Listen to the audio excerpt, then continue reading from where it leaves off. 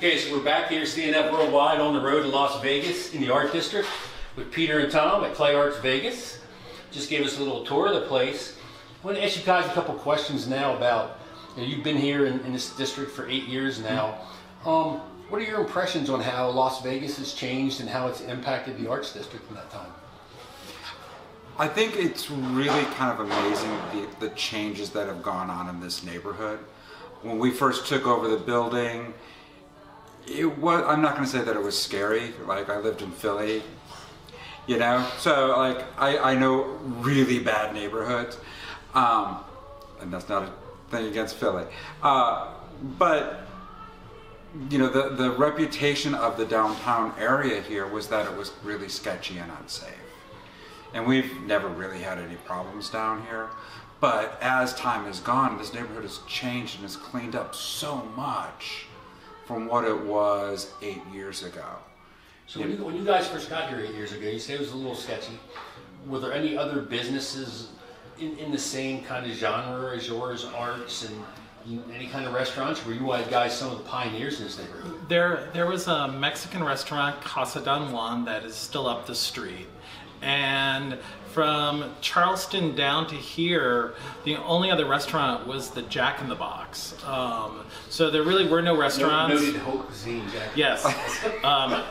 There really were not any sort of nice breweries or bars. There were no real gallery spaces. Like, we really were kind of one of the first kind of larger arts organizations to grab in down here. There was up at Charleston a place called the Arts Factory, which is still here, still open, and that is a former warehouse space that's been converted to a bunch of small artist studio gallery spaces. So they were there, but between us and them, there wasn't much of anything. So as Peter and I talked about earlier today, it seems like in a lot of cities, you have the not so great neighborhoods, and artists moved in first because it was affordable to get studio space and that kind of thing get started. Right. And then as the neighborhood, the perception of the neighborhoods anyway, improved, other people started to come in around you. It seems like you saw the same thing happening here. Oh, definitely. And I think one of the things that drew some of the people into this neighborhood was we did our first Friday. And literally it was 4 blocks of people showing their art and bands and DJs, and it was just crazy. And then as time has gone on, that became a bigger and bigger event. And then it became so big that it started to be bought out by a corporate entity. And then people rebelled against that, and now it's a little 2-block fair again. So, speaking of corporate entities, what's corporate support of the arts like in this town?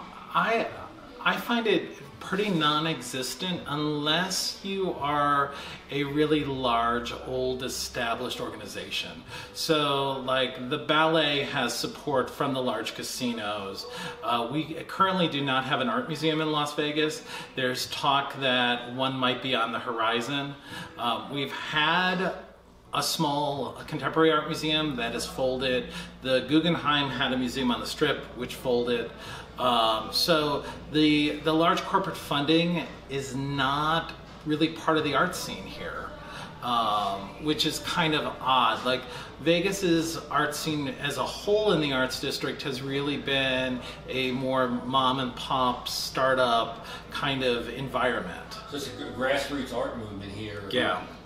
Support from city government? Is there any effort on the part of tourism development as it is to direct people to neighborhoods like this? Or we have a really great director of arts and cultural programs for the city of Las Vegas, Allie Hamlin, and she is working really hard in her office to promote and improve the arts and cultural kind of happenings within the city.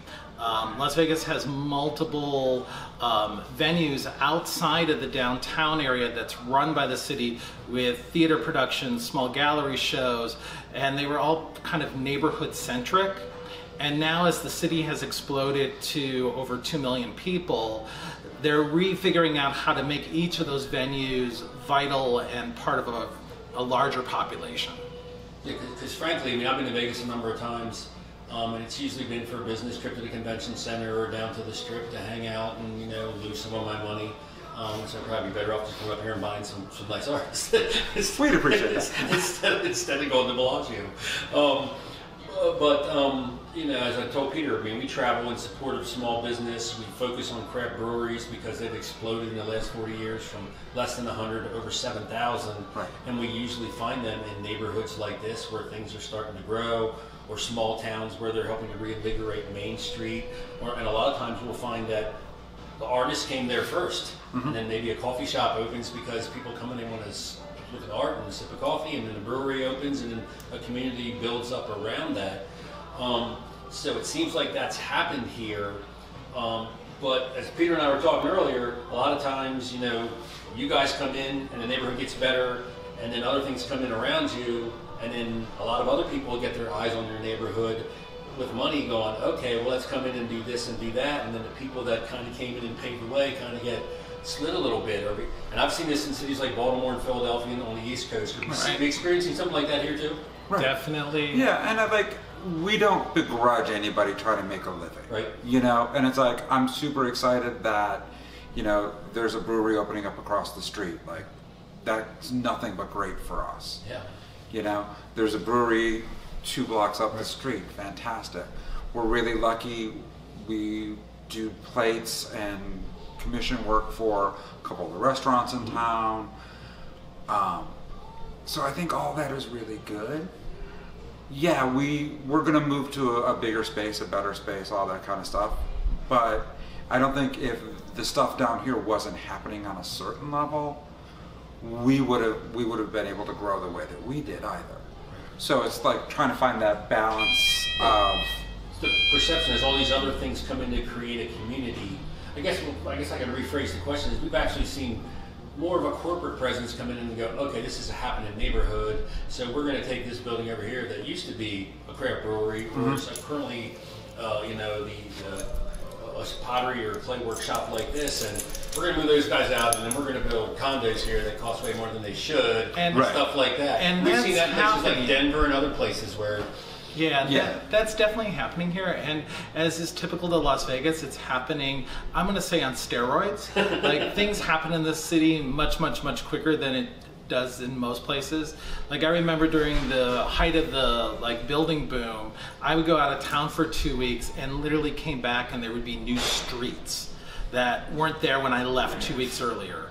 And I'm not making it up. It happened more than once. Entire subdivisions will go up, like, literally in 3 weeks. Yeah. So you go on a road trip and you come back and you can't find your way home. Absolutely. The airport. There's a new development, and the arts district has kind of been like that. Like, the city really made the push to make this the arts district about 9 years ago, and in the last 3 years, we have seen so many breweries and restaurants open and so many arts organizations leaving, and a lot of the buildings have been bought up by 3 major development groups, and there are apartments being built, and they're very high-end apartments for Las Vegas. So the neighborhood is changing, and it's doing it in what in most cities would take a decade in about 2 years.